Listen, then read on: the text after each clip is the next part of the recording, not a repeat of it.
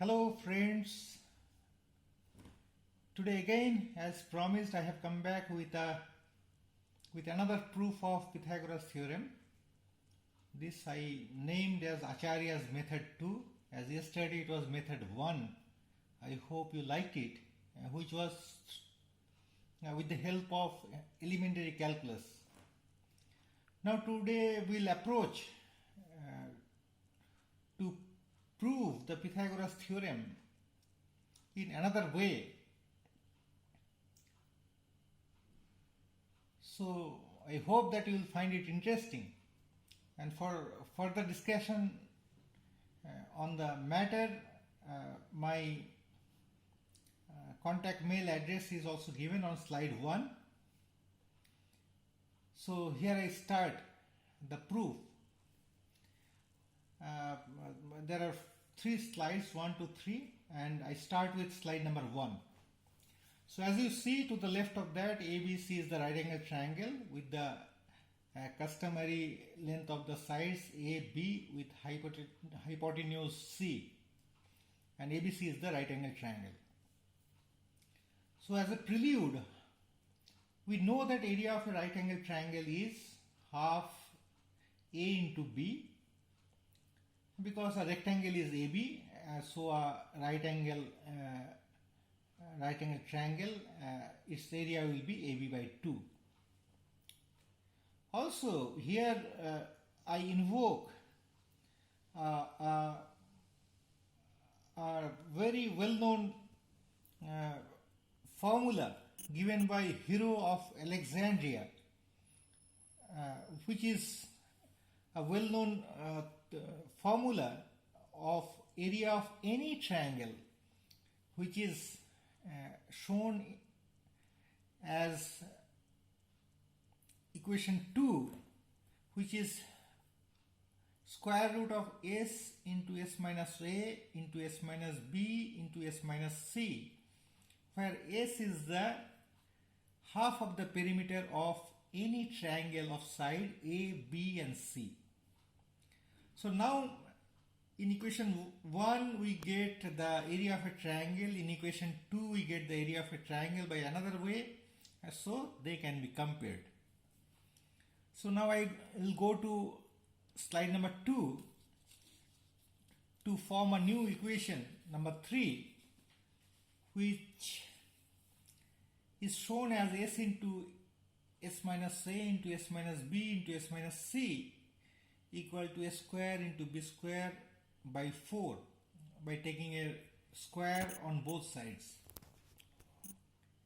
Now as s equal to a plus b plus c by 2, we rearrange the left hand side as s into s minus c into s minus b into s minus a equal to a square into b square by 4.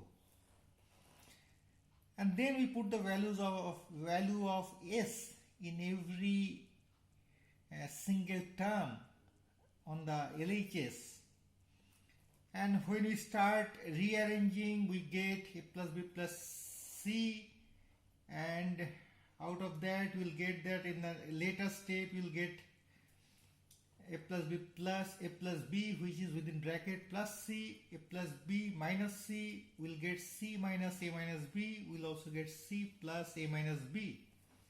And on the right hand side it is a square b square by 4. There is no change. When we further proceed, we find in the last step there is a plus b whole square minus c square under second bracket, and there is another second bracket within which c square minus a minus b whole square we are seeing, which can be equated to 4a square b square, because the 1 by 16 term we transfer to the right hand side, and 4a square b square we rewrite as 2ab whole square. So on the last line we see that there are 2 terms under second bracket, a and b if we say, which can be equated to a square term, and within the square the term is 2ab whole square. With this we proceed to the slide number 3, we make the same observation as if a into b equal to 2ab whole square, or the very important step in this derivation, multiplication of two numbers creates a perfect square.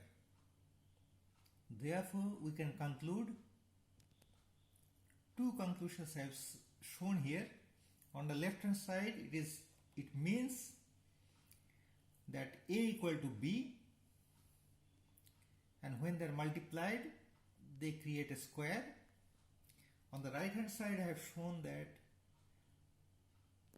when a into b creates a square term on the right hand side, either of them, either a or b, they are equal to 2ab. So we proceed with any of the approaches. On the left hand side, I have shown that a equal to b, and as we proceed we get the final arrangement as c square equal to a square plus b square, which is the Pythagoras formula. Again, on the right hand side, again it is supposed to satisfy the same relation, that a equal to 2ab. When I simplify, again I come back to the same relation, c square equal to a square plus b square. So, through this approach of Hero's formula and equating to ab by 2, we finally prove that Pythagoras theorem as c square equal to a square plus b square. And as a final note, it is very surprising when I started deriving this thing.